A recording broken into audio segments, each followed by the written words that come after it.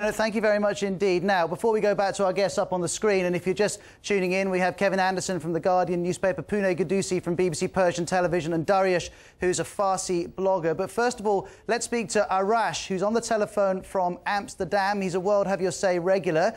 Arash, you've been very critical of the opposition process this week on our radio programme. But where do you turn for information on what's happening in your country?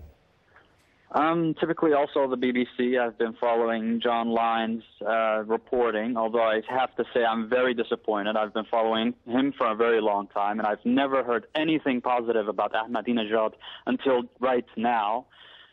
I'm very disappointed, and, you know, there's a lot of media stations that you can watch, Al Jazeera, Al Arabiya, who are all saying that the Iranian regime is going to collapse and political Islam is reaching its end. And the same goes for the Western media.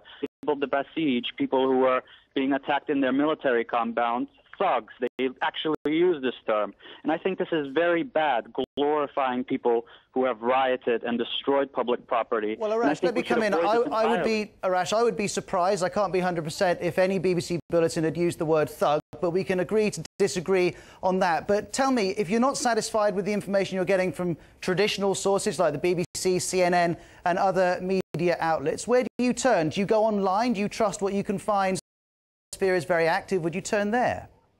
No, I completely avoid any kind of blogs or second-hand information. I tend to listen to the mainstream media and observe very carefully, such as the BBC yesterday, when the writer for Al-Quds Al-Arabi came on television and spoke to the spokesperson, where she, the spokesperson of the BBC, called the Basij and the Hezbollah, anyone's freedom fighter, could be another man's terrorist, both called them thugs.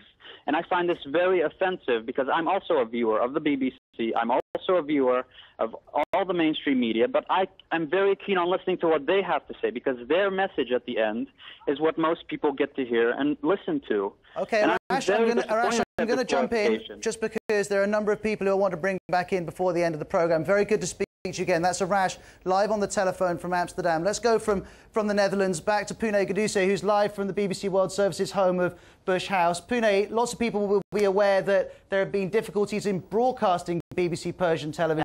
What's the latest that you have on that? Are people in Iran able to see your programmes?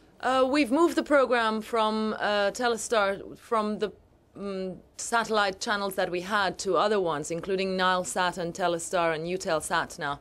And some people are able to see it also on radio and the frequencies that we have previously had on radio. I still don't know how many people are able to see it, really. We can't tell. Pune Gadusi, thank you very much indeed. Let's go from you to Kevin Anderson, who's also in central London. I've got a list here, Kevin, of just some of the things which tweeters have claimed over the last week. That Monday's protest went over 1 million people, that Mr Mousavi was under house arrest, that the Guardian Council had declared the election invalid, all completely of momentum online. If people are watching this, wherever they are in the world, scratching their chin and thinking, why should I, what would you reply to them? Well, I would say that there's messages on both sides about the scope of the opposition, but also about the scope of mainstream support for Ahmadinejad. So I think it can be quite confusing. And one thing that I have seen very positive online is people step back, not just mainstream media commentators, but also people who are very familiar with online culture, with Iranian culture, and say, you know, this is how you sift through this information to try to assemble a picture of reality. And I think what we're hearing here is that the reality is very complex, that I think John Lyne's right. There are very deeply held feelings on both sides.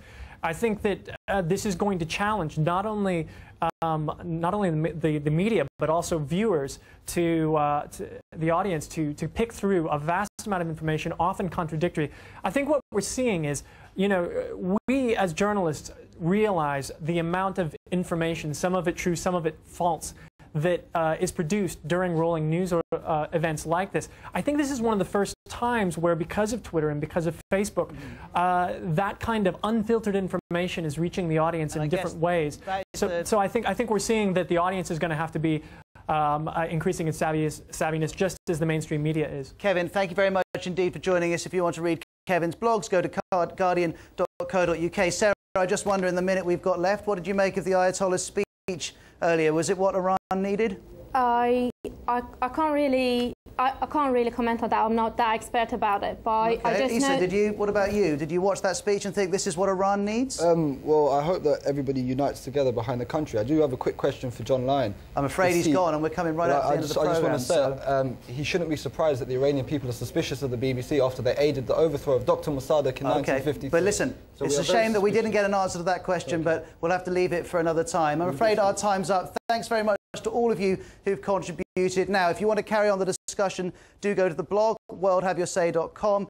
And of course, if you want to get all the latest on developments here in Iran, do keep watching BBC World News. We've got a bulletin coming up in a moment. Goodbye.